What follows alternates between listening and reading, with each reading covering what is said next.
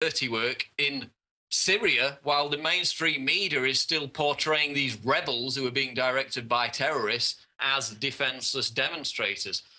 And I made a video earlier today for YouTube where basically I point out that yet again, the London Guardian and a lot of the other mainstream media has handed over, just willfully handed over its 24-hour rolling news coverage to anonymous activists with Twitter accounts who claim with no evidence that these bombings are false flag staged events carried out by Assad's regime itself to demonize the rebels.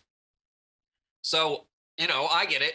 When we have actual hardcore evidence for false flag attacks launched by the US government, for example, such as the Christmas Day underwear bomber, you know, helped onto the plane, well-dressed man, CIA ordered him to be let through despite the fact that he had no passport, was on a terror watch list. When we talk about false flag attacks and point the finger at Western governments, it's a thought crime.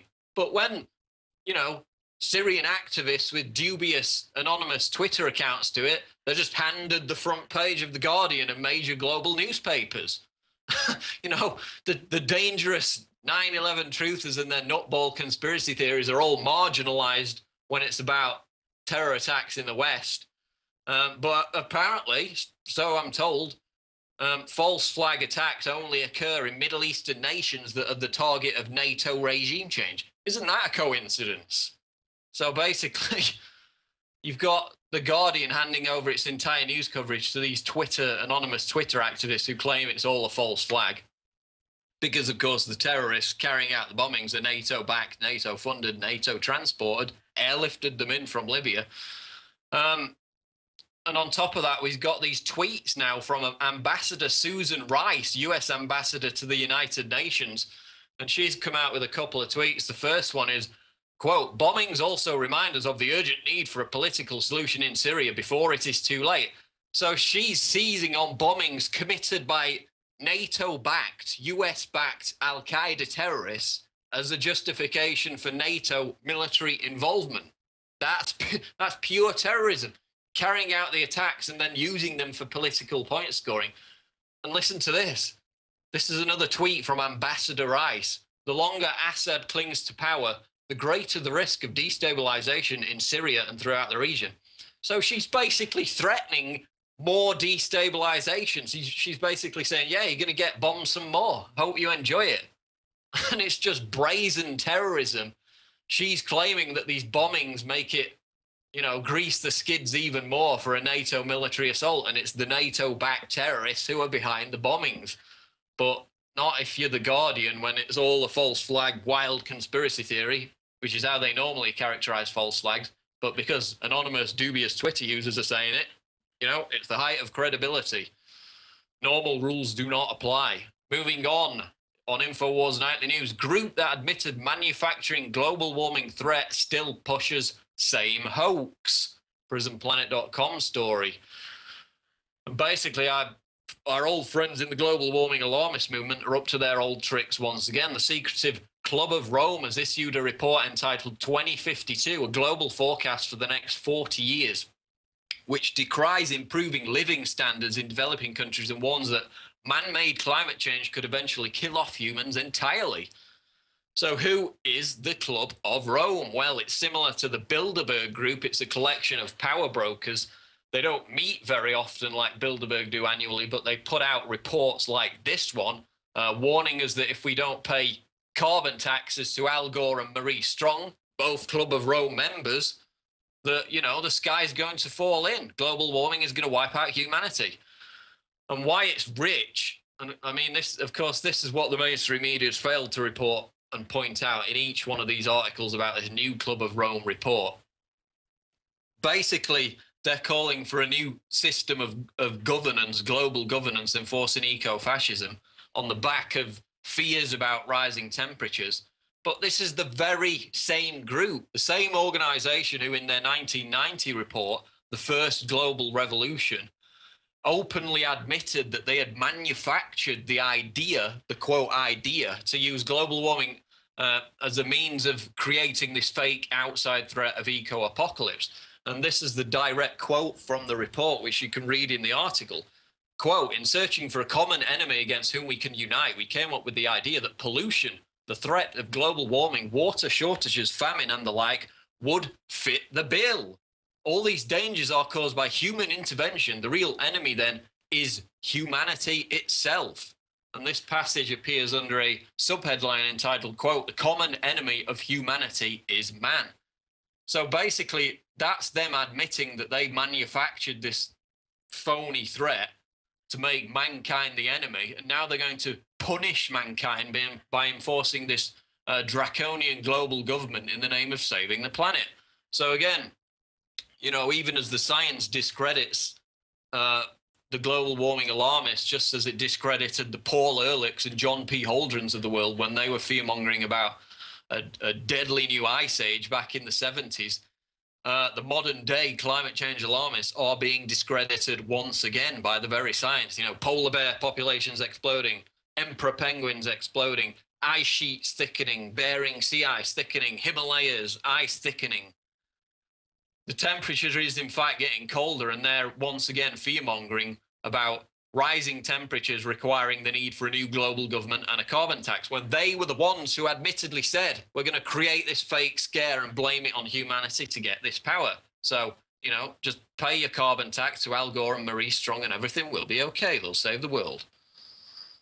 Farage, we face the prospect of mass civil unrest in Europe. PrisonPlanet.com story once again. MEP and UKIP leader Nigel Farage, who of course is a regular Alex Jones Show guest, gave a stirring speech yesterday in front of the EU Parliament, during which he warned of mass civil unrest in Europe while vocally denouncing the very EU policies which are causing that unrest. And we've got the clip of the speech, so let's roll the clip. But like communism, this has all gone badly wrong. And the EU Titanic has now hit the iceberg.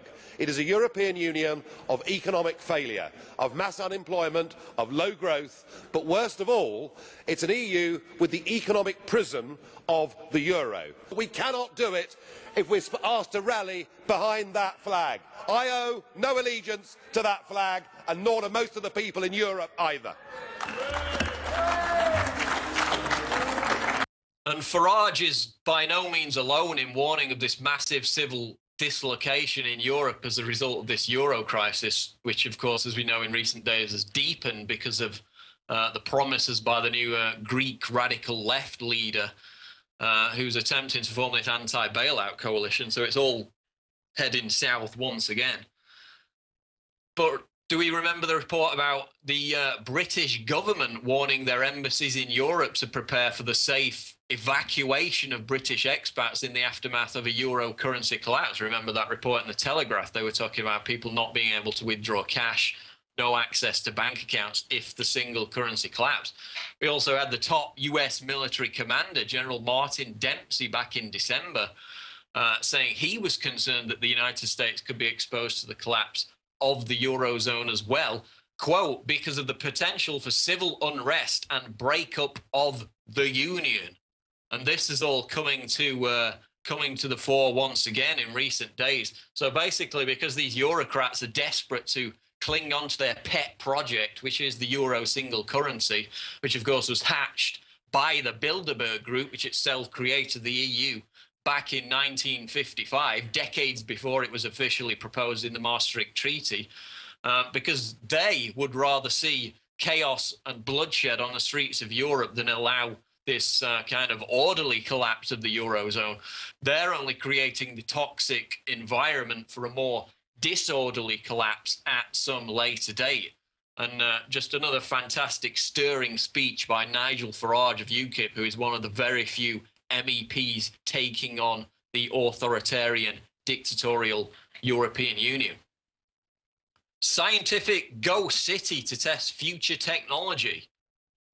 This is out of Yahoo News. The world first $1 billion scientific ghost city will be built in New Mexico to test the latest next generation technology. Researchers will use the facility at Lay County near Hobbs to look at everything from intelligent traffic systems and next generation wireless networks to automatic washing machines and self-flushing toilets. How very convenient. No one will live there, although they're going to be houses with all the necessities like appliances and plumbing. So basically, they're building this huge $1 billion clandestine city where the appliances and infrastructure will be tested behind closed doors.